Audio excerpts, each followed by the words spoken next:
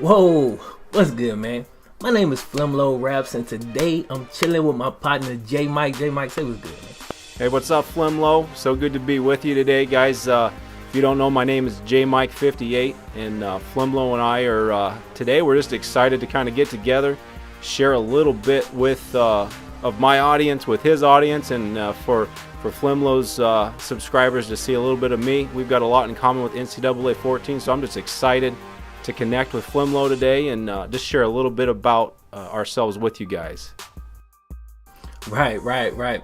So basically what we're going to do, man, some real fun, real quick. We're going to bounce a couple fun questions off each other real quick, all pertaining to NCAA. And basically we're going to go ahead and jump into it. First order of business. Quick recap of our current dynasty. J-Mike, real quick, man, recap just where you are in your dynasty right now. My main dynasty, I think I'm like 45 episodes into it right now, just about all the way through the second season. It's with the Texas Longhorns, and first season was pretty exciting. Like, my philosophy, my goal in picking Texas, the reason I picked them was because I wanted to take a team that was loaded with talent, has no problem getting good players, but for some reason they've just struggled to turn that into wins. And I've done different things in the past on my own, trying to build up the nobodies and trying to just make dynasties out of different scenarios, but I'd never actually taken that approach. And so was lucky enough in the first season, despite a loss, was able to lead them to a national championship. And now I'm just trying to take that next step of establishing them as a dynasty, and we're most of the way through the second season. And if you follow closely, if you haven't, then there was a little bit of a shock here a few weeks ago as Texas did fall to Kansas State. And so right now the status of the dynasty is recruiting's going well. We're adding pipelines, but on the field we took a loss at a tough time in the season. And so this year two, the big question right now is whether it's a lost season as far as a national title goes. But as far as my goal goes, I mean, it's moving right along. It's moving a little bit quicker than even I thought it would, as far as being able to say I can just step away and let the computer basically carry on the dynasty. That's kind of my goal with how this is going to end at some point. So a little bit different than your dynasty, though, with UTEP. Explain to the people that haven't watched it yet kind of what your thought and philosophy is behind that and where that's sitting right now. Okay, so when I started my dynasty, I basically filtered one-star schools, held right, and just let the button go. We landed on UTEP, so we jumped straight in. So we jumped straight into the season, right? I had put the game down for a couple years, so we jumped straight into the season. I came to find out I had a beast running back on my team, Aaron Jones, who essentially carried us for the first two seasons. We actually went undefeated the first year. I mean, we didn't play anybody, but just played our conference games and some other easy games. Undefeated the first season, lost one game the second season. So currently, Aaron Jones actually just went to the league. He won the Heisman twice, and then he dipped out on us, right? So we're a 3-star. We're like, I think we're in week 4 right now. Week 4 right now, man. We actually about to play UCLA, who's ranked number 1. They won national championship last year. You haven't shied away from the big competitions this year, I've noticed so far, man. You don't play the cupcake schedule. You throw yourself right in the gauntlet, that's for sure. So would you say Aaron Jones, has he been your favorite player so far throughout your dynasty, or who's your number one guy? Aaron Jones is my favorite overall player, but he's not, because he's not currently on my team. Like, my favorite player that's currently on my team is Chris Givens. We call him White Dion, man. Cornerback.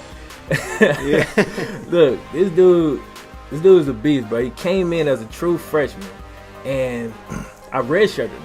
But like 3 games into the season, we were getting torched through the air. I took his red shirt like in the 3rd quarter of a game, and in that game, he caught the game-winning pick. And then he went on to win the Chuck and the Thorpe in his first year without even playing all the game, man. Dude is a beast. So, yeah. So, I mean, like, in your dynasty, like, who's your guy? Who's your favorite player? Yeah, well, I'll tell you what. In Texas, it's I'm kind of a defensive guy. I like the guys that, just they're kind of heady. They're the intelligent players that you know, obviously I like skill, but I would say my favorite guy in the Texas Dynasty, and even with the online Dynasty I'm a part of with Penn State, my favorite player in both dynasties is one of the safeties. And so for the Penn State Dynasty, it's Jordan Lucas, who's a guy that's just incredibly fast. He's actually the fastest D-back and has the highest ratings in coverage, and so I play him actually at corner mostly, if you've watched any of those videos. I think his speed is like 93. I mean, Penn State, this squad doesn't have a lot of speed, so it doesn't take much to be the fastest guy on that defense right now. But as far as the Texas Dynasty goes, Dylan Haynes, the strong safety for Texas, he won the Thorpe for me in my first year, that national championship year. He's a senior right now in year 2. He doesn't have as many picks. He hasn't made as many plays, but you can tell that teams don't throw at him very much, and when they do, it's usually an interception or a knockdown, and he gets in on the run game too. So I think the versatility and just that leadership from guys like that in the secondary that can cover and they can step up kind of like an outside linebacker. So I'd have to say Dylan Haynes is definitely my favorite player in the Texas Dynasty. And I mean, just carrying that over into the guys that I kind of bang my head against the wall with, that love-hate relationship. It's funny, as much as I love the safeties, I would say the same answer, or the same, when I think about the guys that frustrate me the most, it's the quarterback position. In both my dynasties, Christian Hackenberg does a great job, but he just struggles to throw that touch pass, especially on vertical routes, and so I've had a lot of underthrown interceptions. And then if you follow my Texas Dynasty, you've seen the struggles I've had with Tyrone Swoops and Gerard Hurd so far. Like, it makes no sense when you look at their ratings. Gerard Hurd is rated higher than Swoops, but he struggles to hit guys that are like 10 yards away from him. Like, he misses by 10 yards. And so it's a definite love-hate relationship with my quarterbacks. I mean, they run a lot. It's a spread option attack with Texas, but just mind-boggling how much they struggle to connect through the air. So yeah, definitely a love-hate relationship there. What about you with UTEP? What guys drive you crazy? I have to go right back to the safety position, man. Darren Miller, dude came in as an athlete. He could have played any position. He could have played quarterback, running back. We was best at corner, but I use her on the free safety, so I needed him at free. Put this dude at free. He got all the talent in the world, bro, but he will not catch a pick. Like, he has his moments, but majority of the time, I jump the route, he drops the pick, I read the play, get in the backfield, he misses the tackle. Like, he led my team in tackles, but he led my team in missed tackles. Like, so he's that guy. Well, at least he's in position, I guess. He's always in position, but he gets no credit for that because I'm playing on it. I just need him to wrap up, you know? As I'm asking this, what's playing NCAA 14, period? What's the craziest thing you've seen, like on the field or in the ratings or whatever? Yeah, well, there's been a few things, and I think the ones that stand out to me, and obviously we see crazy scores and things like that pop up. Actually, I wish I remembered if it was in the Penn State or the Texas Dynasty right now, but UTEP is actually undefeated, like 10-0. And Aaron Jones is one of the, well, it'd have to be, I guess, the Penn State Dynasty, because Aaron Jones is one of the Heisman finalists.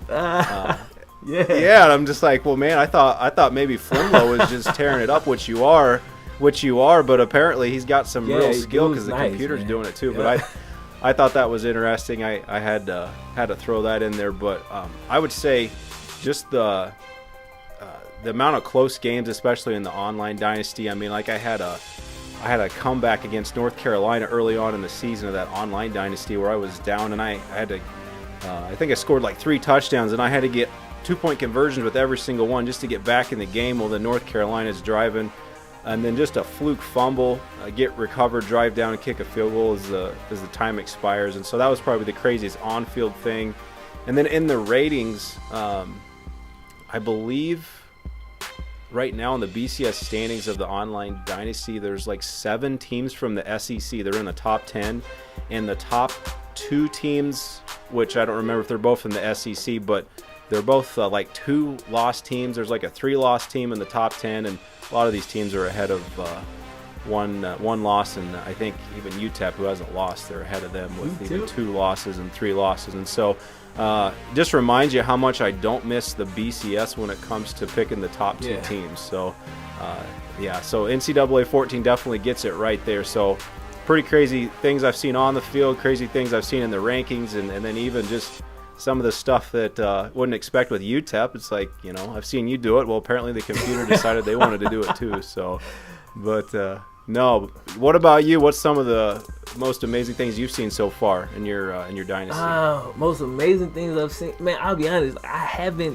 I ain't really seen nothing in my dynasty that I haven't seen before. Like the craziest thing I've seen, and I have to go, I guess, full spectrum in just NCAA period, is the defensive catch rating is crazy, man. Like I remember me and a partner of mine, we used to go through the dynasties. We simulate offense, we just play on the safeties.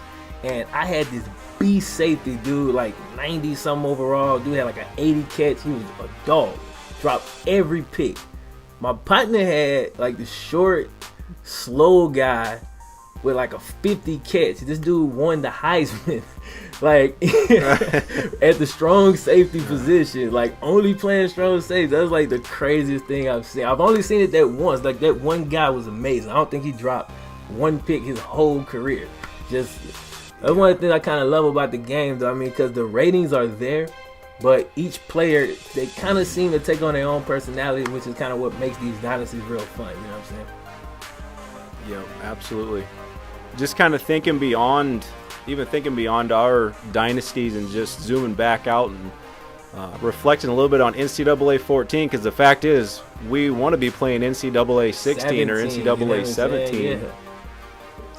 Yeah, I mean, and granted, we're happy we've got a game we can play, and there's still online support. And I guess that's one of my biggest concerns moving forward as we think about what's going to become of this series. Is it ever coming back? And I'm kind of concerned. Hey, I hope they continue to support the online functions of NCAA 14 so we can share rosters fairly easily. So we can still have online dynasties for those of us that still want to do that. But I think the bigger question is whether or not we think NCAA 14 is coming back, and if it is, when's it going to come back, under what circumstances. And I know that you've spent some time, you put out some nice videos, shared your thoughts on that in the past. And for those that haven't heard, what are your thoughts on that? Okay. Do you think we're going to get another NCAA game anytime soon? I mean, what's it going to take for that to happen? I do. I believe that we will get one. I don't think we're going to get one this year. My theory is that for those of y'all who don't know, EA is hosting their own E3 essentially this year called EA Play. I'm almost positive we will get some type of news from the NCAA series at that event. Whether it's backwards compatibility, whether it's them working on a new game, I don't know exactly what it's going to be. But I think that a dialogue has to begin. You can't have an event like that that's so open to the fans and invite everybody in and not have something prepared, with the NCAA series, because it's gonna be asked over and over and over and over. So yeah, I think we're getting it back eventually. Either I'm thinking NCAA 18 is gonna be a thing. I'm thinking it's gonna drop next year. I don't know. What about you? What you think? Well, I'm on board with you. I hope that's the case. If the news is backwards compatibility, that doesn't do anything for me because I play on PlayStation. I keep hearing that Xbox is what's going to get the backwards compatibility. So I mean, if they figure out how to do it for Sony, but no, I mean, if they can do it on Xbox, then obviously I think the next step would be getting it done on PlayStation. But yeah, I mean, bigger picture, I think. Oh man, I want it to happen. I think it's going to happen. But if I'm being completely honest, I think that we're probably talking. I hate to say this, but I think that it's going to be closer to 10 years than it is going to be 2 years before it happens, just because of all the lawsuits, because of all the licensing. You got to think about the risk that a gaming company is going to take on, like EA. For them to take it on, they've got to know without a doubt that they can include player likenesses, and so the NCAA's got to sort out how are they going to compensate players. There's just so many questions that are unanswered, and a game maker is going to have to really take a risk make the game. And I hope I'm wrong. I hope that I get I'll proven be wrong honest, tomorrow when we get a new NCAA 14. I think before it goes 10 years, they would release some type of an update on, even if it's just like a reskin of what we have with like fake players. Like before it would go 10 years, they'll release just like random players, because we ain't gonna do nothing but go into dynasties anyway and have all different teams in a couple seasons anyway. But yeah, I don't think they'll let it go that far. I hope not anyway. Yeah, oh yeah, I'm with you there. I hope not either. I just oh man, my heart says one thing, but I just you know how this stuff plays out slowly, and companies are careful not to get themselves in a situation like EA found, where they got to pay out large sums of money to settle things like that. So yeah, I hope I'm wrong. I hope you're right. It's not easy for a man to say that I was wrong, but I hope I get to say I'm wrong on that in the near future. So yeah, we definitely both want to see NCAA 14, but in the meantime we want to see NCAA 17, NCAA 18, but in the meantime we have 14 to play with. And just to as we wrap things up here, from the beginning, like we said, we've kind of connected. We both enjoy watching each other's videos, even though we create. We also are big fans of one another, and I just want to let's just kind of close it out here and share a little bit, just real quick, like what it is that why should my subscribers go watch you, and why should your subscribers come watch me? And I think I can answer that one pretty easily. Whenever I think about guys that I enjoy watching as far as content creators on YouTube, for me, this is a hobby. I mean, it's not a job. It's something I enjoy doing for fun, and I like to just share that with other people. But as I've got some subscribers now, and there's a bit of a community around it, I've started to see like, hey, this is more than just me playing and trying to win. Like, people are entertained by a story, and that's not something that I'm naturally good at, I don't think. And so for me, one thing that I really love about your channel and your videos is that you really know how to come up with ideas that grab the attention of people. You're a good storyteller, like with your Road to Glory series, which we didn't talk about that, but like bringing in the idea, just this hypothetical, what if Allen Iverson went and played football instead of basketball? What would that look like? I mean, that's just an awesome idea. It grabs people's attention, and there's an awesome storyline there that people are interested in. And then even with UTEP, the way that your episodes are set up, it's just not, well, hey, is UTEP going to win today? And like, there's a story to it. You grab characters and you pull them in with Aaron Jones and guys like that. And so for me, like, that kind of inspires me, that encourages me, and like kind of directs me, and so I enjoy that. And yeah, no, absolutely, man. I just admire that, and it kind of pushes me to incorporate that into the stuff that I create. So yeah, if you haven't checked out FlemLo, absolutely go check him out. You'll love his videos. He shares himself in the videos too. We get to see that face cam, and so I think that's pretty cool too. You get to see the way that he, the emotion of him as he plays live. You get to really see that play out. It feels like you're in the room with him. So yeah, yeah, absolutely, guys, go check him out if you haven't subscribed to his channel. Yes, sir. And just to kind of throw it back, man, like I say, I've been subscribed to your channel for a good while. I don't know exactly how long, but it's been some months, you know what I'm saying? I always check it out. The main thing, like the main draw that I really, really enjoy, number one, is the consistency. You can always rely on like the same quality. Sound quality is A1. The story quality is A1. Even though you say you're not a good storyteller, bro, you tell a clean story throughout, and you do it from like an announcer perspective. So you're telling it from an announcer perspective, even though you're controlling the team. Like, it's cool, man, and it's from a neutral perspective. Like, I'm real selfish in my videos. Like, yours is tough to do, man. Yours is a neutral perspective, so you don't like bag another team. It's all whatever is happening, you're reporting what's happening as it's rolling, man, and that's always cool. Also, the recruiting is A1. Like, check out for my guys, man, because y'all know I'm kind of just willy-nilly with the recruit. I go in, I'm like a gunslinger. This dude's recruiting is A1. Like, it makes sense. He has a plan. He's setting up all the pipelines and going through. So this dude is a technician, bro. So all my subscribers, go check out my boy JMIK58.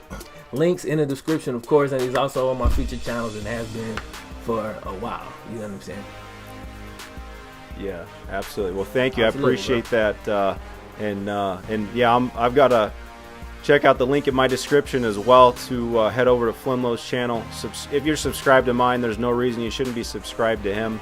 And you can also check out his channel by going to my featured channels tab as well. So, well, hey, FlemLo, it's been awesome. It's the first time we've connected like this, and it was kind of like chatting it up with an old friend. So I appreciate your time, and I'm looking forward to more great content with you. Maybe we'll have to do this again. You know, you guys let us know. Let us know in the comments below if you enjoyed this video. It's something way out of the ordinary for what you normally get from us, but. You know, we enjoy sharing ourselves, and you get to see the human side a little bit. But you know, we enjoy each other, and so hopefully you guys enjoyed this. Let us know, like I said, in the comments below. Make sure you hit that like button, and go ahead and subscribe to both of our channels if you haven't already. So, anything else, FlemLo? I guess I just go ahead and get an outro, man. We just go ahead and end it, man. Again, thank you everybody for watching. Again, go check out my boy JMIK58. You know what I'm saying? And like I say, maybe we'll do some collaborations in the future, man, because we're pretty much like-minded guys. We both love NCAA, and I know both of our subscribers both love NCAA, even though it's an older game. We try to keep that thing alive on YouTube, man. So go subscribe to my boy. Check him out, bro. We upload super consistently. We keep content on point, you know what I'm saying? Same type of deal. And I guess that's it, man. We're going to holler at y'all next time. One.